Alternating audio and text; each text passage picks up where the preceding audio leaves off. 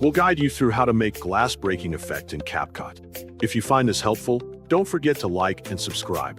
People search for this tutorial because they want to add eye-catching visual effects like glass breaking in CapCut to make their videos more engaging.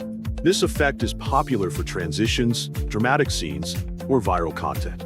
It helps creators enhance storytelling, attract viewers' attention, and make their videos look more dynamic and professional. To begin this tutorial, click your CapCut on the main page. Once the app is open, move your attention to the top left corner and click Sign In to access your account. If you want to log in using a Google account, click Sign In with Google to continue. A list of available Google accounts will appear on your screen. Select the Google account you want to log in with. After logging in successfully, you will be taken to the main interface of the application. Click Create Project at the top to begin a new editing session. After entering the project workspace, click Import on the top left so you can add media files from your device. A file selection window will appear, allowing you to browse your folders and locate your video files easily.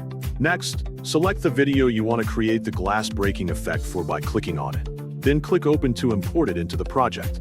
Once the video is uploaded, it will appear in the Media Library panel.